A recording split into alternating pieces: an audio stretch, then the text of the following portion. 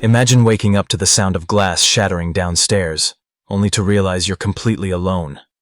Sarah had just moved into her new home, a quaint, old house on the edge of town. It was supposed to be a fresh start, a place where she could finally feel safe. But tonight, that safety would be shattered. The clock struck midnight when Sarah heard the noise. At first, she thought it was just the wind or maybe a stray animal. But then, the unmistakable creak of the front door opening sent a chill down her spine. She grabbed her phone, heart pounding, and dialed 911, whispering her address. As she hid under the bed covers, she heard footsteps, slow, deliberate, moving through the dark hallway. The intruder was methodical, like they knew exactly where to look. Sarah's breath was shallow, every sound was magnified in the silence. Suddenly, a shadow appeared in the cracked doorway of her bedroom. A tall figure, face obscured by darkness, stepped inside. Sarah's phone slipped from her fingers, the screen lighting up the room. The intruder froze, their eyes catching the glow. But then, something unexpected happened. The figure reached into their pocket, not for a weapon, but for a crumpled photo. They held it out, trembling. It was a picture of Sarah, smiling with a man she didn't recognize. "I'm sorry," the intruder whispered. "I thought you were someone else." Confused and terrified, Sarah remained silent. The intruder sank to their knees, revealing tear-streaked eyes. "I lost my daughter 5 years ago. She looked just like you. I was desperate to find her. And when I saw you move in, I thought, maybe..." The eerie tension shifted to something almost surreal. Sarah realized this was no typical home invasion. It was a broken soul, haunted by loss, making a terrible mistake. But then, a new sound shattered the fragile moment, a second set of footsteps, faster, more aggressive. The intruder's face twisted with panic. "They're coming for me," they hissed, grabbing Sarah's wrist.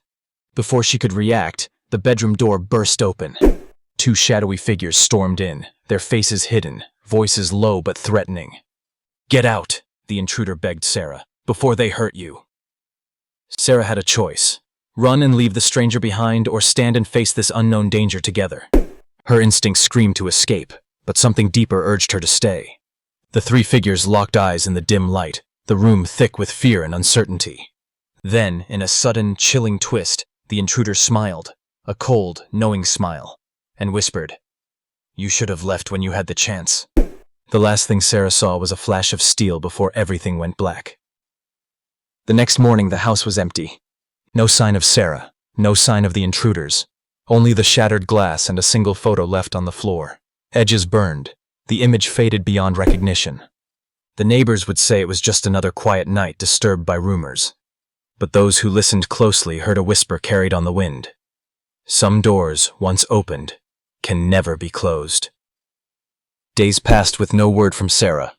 The police searched the house thoroughly, yet no clues emerged beyond the broken window and that mysterious photo. Detective Reynolds, assigned to the case, found himself drawn to the faded image on the floor. The edges were singed, as if someone had tried to destroy it hastily, but the damage only deepened the mystery. He wondered about the intruder's identity and their desperate grief. Was this person still out there hiding in the shadows? And who were the 2 threatening figures who had burst into Sarah's room? Reynolds visited the neighbors, hoping for any snippet of information. Mrs. Caldwell, an elderly woman living next door, mentioned she had seen a man wandering the street late at night a few days before Sarah disappeared. "He looked lost, like he was searching for something," she recalled. Piecing together the fragments, Reynolds began to suspect there was more to this case than a simple home invasion gone wrong. The photo, the tearful apology, and the strange urgency all hinted at a tangled past. Meanwhile, deep in the shadows of the town, the intruder, whose name was revealed to be Michael, was hiding in an abandoned cabin. He clutched the same photo tightly, whispering to the empty room, "I never wanted to hurt her. I just needed to know." Michael had spent years chasing a ghost, haunted by the loss of his daughter, Emily. When Sarah moved in, bearing an uncanny resemblance to Emily, he was driven by a fragile hope that he might find redemption or answers.